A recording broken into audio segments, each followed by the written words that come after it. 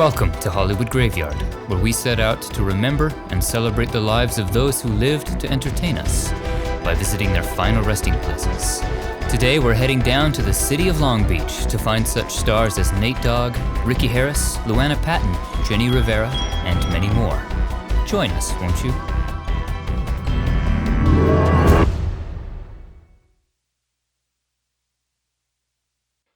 Welcome to Long Beach, a city in the southern end of LA County, known for its ports, beaches, and the Queen Mary. Long Beach has also given the world some memorable entertainment and entertainers who have chosen Long Beach cemeteries as their eternal home. And I hope that all the people in their graves will agree that we're well qualified to represent the LBC. Me and Giuseppe, we go run to the graveyard and dance to the rhythm. It gets harder. Whoa, where did that come from? Channeling the spirit of Sublime down here in Long Beach, I guess. We'll be exploring two adjacent cemeteries today, Forest Lawn Long Beach and All Souls Cemetery. If you've seen our previous videos, you'll recall our many visits to Forest Lawn Glendale and Hollywood Hills. Forest Lawn Long Beach is the baby sister of these big LA cemeteries. It actually began as Sunnyside Memorial Gardens in 1921, but after falling into disrepair, was purchased by Forest Lawn in the 1970s. It's distinct for its Spanish colonial architecture, echoes of Southern California's past. Let's begin in the section just in from the entrance on the left, Benevolence section. The cemetery was reeling from a recent series of severe rainstorms and flooding, and was in the process of repairing some graves that had partially sunk due to the flooding. So if you see something like this, that's why. Here in Benevolence section, we find a child star right out of the Twilight Zone, Terry Burnham. She began appearing in TV shows at the tender age of 6, in shows like I Love Lucy and M Squad. Her best-known role from this era was a memorable episode of The Twilight Zone in 1960, playing the haunting young Marky in the episode Nightmare as a Child. You got a nasty burn. Right below the elbow.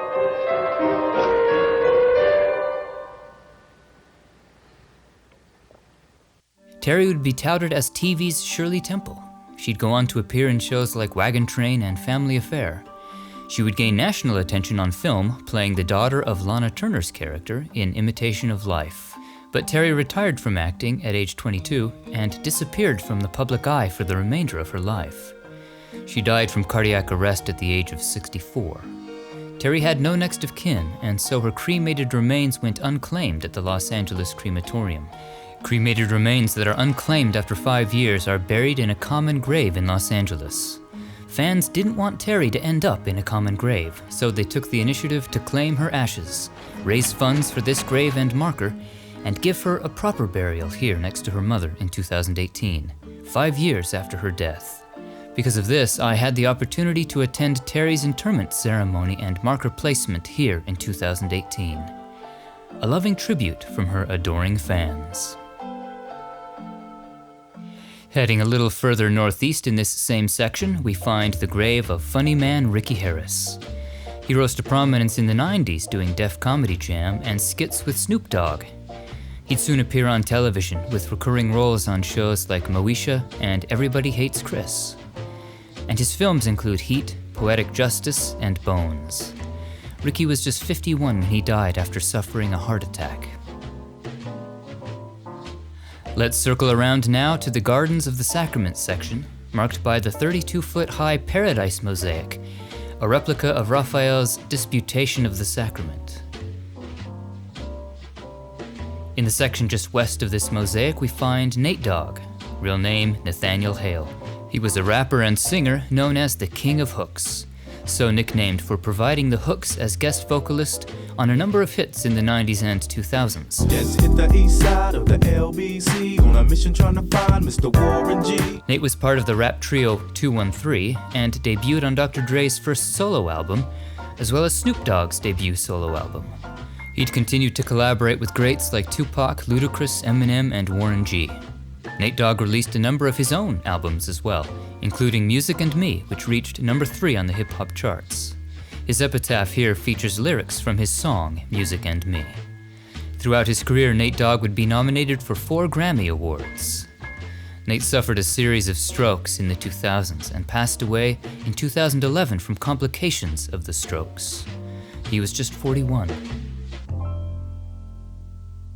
Let's head around the corner to the mausoleum. The only stars we found here in the mausoleum were on the ceiling, but this mausoleum is a star unto itself, another one of those hidden gems in the LA area that you must see in person. It was built by Cecil Bryan, the same man who built the magnificent Mountain View Mausoleum. And you can see the similarities. This mausoleum is just stunning in its artistic detail and splendor.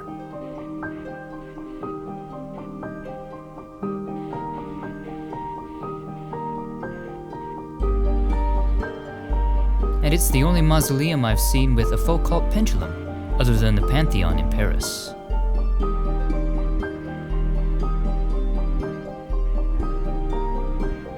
We could spend an entire day in these sublime halls, but let's head back out to the cemetery grounds and find some more stars. Just south of the main entrance is Jonquil's section. Next to the road we find Rickie Sorensen.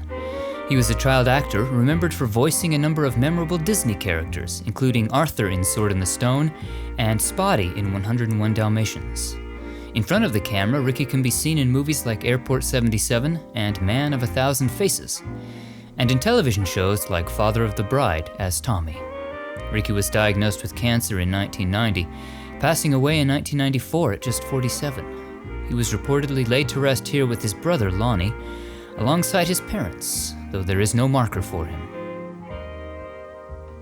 Not far south in this same section, and close to the road, is the grave of Vern Stevens.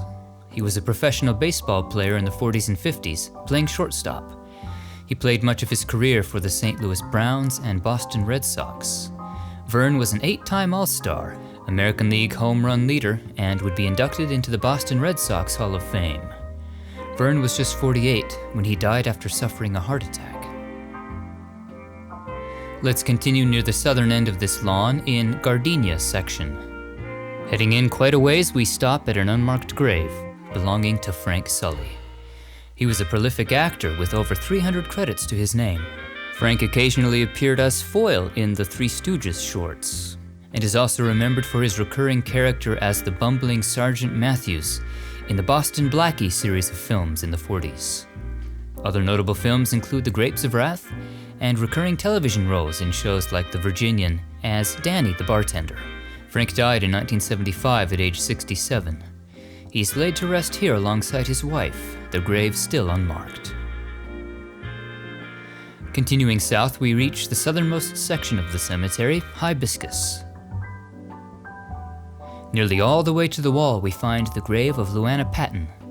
Along with Bobby Driscoll, Luana was one of Disney's first contract players for their foray into live-action films in the 40s. The first of these was Song of the South in 1946, followed by Fun and Fancy Free in 1947. Can I try? Certainly. Yes, I think I can see it, Mr. Bergen. It's beautiful. She would team up again with Bobby Driscoll in So Dear to My Heart, alluded to here on her marker, and she had leading roles in other Disney films like Johnny Tremaine. Outside of Disney, she starred in films like Joe Dakota and Rock Pretty Baby, and would appear in TV shows like The Adventures of Ozzie and Harriet and Dragnet 67. She retired from acting in 1970, coming out of retirement briefly for a cameo in 1988's Grotesque. Luana died from respiratory failure at age 57. Heading east to the roundabout, we reach Erica section. Meet Vera Steadman. She was a noted comedienne of the silent era, remembered as one of Mack Sennett's famous bathing beauties. She also regularly played leading lady to Bobby Vernon in Al Christie films of the 1920s. She continued to work into the talkies, but mainly in minor roles in films like A Star is Born. Vera passed away at the age of 66. The next section east is Bouvardia. Here's one for you hockey fans, Art Chapman. He was a Canadian-born professional hockey player in the 20s to the 40s, playing for the Boston Bruins and New York Americans. He would play for the NHL All-Star team in 1937. After retiring from playing in the early 40s, Art would coach for a number of organizations. Art Chapman was just 56 when he died from undisclosed causes. That wraps up our time here at Forest Lawn. Let's cross the street east to our next cemetery. All Souls is a Catholic cemetery and the next-door neighbor of Forest Lawn here in Long Beach.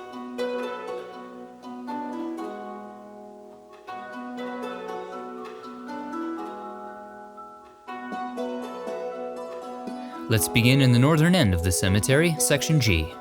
Here lies Frank Coghlan, sometimes known as Junior Coghlan. He was an actor whose career began as a child in the 1920s. The freckle-faced Coghlan would become one of the era's most popular child actors.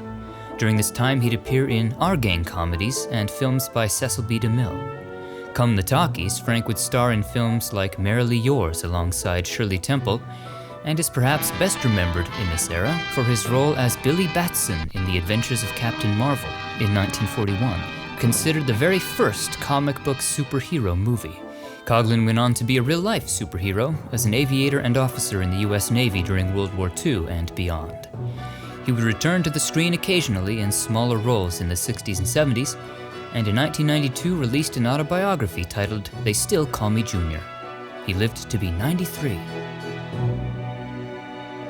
Circling around to the south, we reach Section D on the right. This is the grave of professional football player Jack Snow. He played wide receiver at Notre Dame and went on to play professionally for the Los Angeles Rams between 1965 and 1975. Jack would dabble in acting as well, appearing in films like Heaven Can Wait and as himself in an episode of Bewitched. He would then become a sportscaster for the Rams on radio and television. He broadcast his final game in 2005, shortly before passing away from a staph infection at age 62. Across the street southeast is Section A, yet another one for you hockey fans, who surely recognize the name Zamboni. Frank Zamboni was an inventor and engineer who developed the modern ice resurfacer that bears his name, the Zamboni. In 1940, he opened an ice rink here in Los Angeles, which became popular because Frank had devised a way to eliminate rippling on the ice. Then in 1949, he invented a machine that could resurface the ice with less manpower and in a fraction of the time. And in 1953, started his own company to manufacture and sell the machines. The Zamboni is now a staple at ice rinks around the globe, and Frank himself has been inducted into a number of halls of fame for his contribution. He died from cardiac arrest at age 87. Back across the street southwest, we reach a series of garden crypts. Heading into the corridor of the Sacred Heart, we find the crypt of Michael Keep. As an actor, he's best known for his work in westerns, specifically in Native American roles. Notable among these are as Cochise in 1967's 40 Guns to Apache Pass. He would also play Cochise in The High Chaparral, and made numerous appearances on shows like Death Valley Days and Gunsmoke. He retired from performing in 1990 and lived to be 84. Let's hop back in the car and head southeast. This is Guardian Angel Section E. Near the middle of this lawn, we find the grave of Norm Larker. He was a professional baseball player, playing first base and outfield. His career in the major leagues lasted from 1958 until 1963, during which time he played for a number of teams, most notably the LA Dodgers. With the Dodgers, he was part of the World Series winning team in 1959. Norm would also be named a two-time All-Star. He lived to be 76, passing away from cancer in 2007. We arrive now in the southern end of the cemetery. In this garden area, we find the final resting place of Jenni Rivera. She was a singer, considered one of the most important and best-selling female figures in regional Mexican music. Known as La Diva de la Banda and La Gran Señora, Jenni began recording and performing in the 90s, and with the release of her 2008 studio album titled Jenni, she reached #1 on the Billboard Latin charts. She received numerous honors throughout her career, including 22 Billboard Latin Music Awards and 4 Latin Grammy nominations. Porque este es mi hombre y yo su gran señora. And it wasn't long before Jenni took her talents to the screen, acting in movies like Philly Brown, and creating her own reality TV shows. On top of all this, she was a successful businesswoman and philanthropist. But Jenni's life and career were cut tragically short in 2012. While performing in Mexico, she boarded a flight on December 9th. The plane crashed south of Monterey shortly after takeoff. Investigators were never able to determine the specific cause of the crash. Jenni Rivera was 43. A monument to Jenni has been erected at the crash site, and here in Long Beach, Jenni Rivera Memorial Park was named in her honor, just a few miles south of here.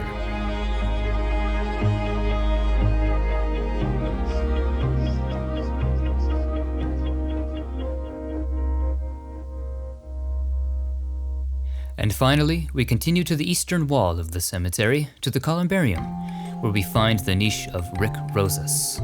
He was a bass player remembered for his long collaboration with Neil Young, playing on 9 albums with Young between 1988 and 2009.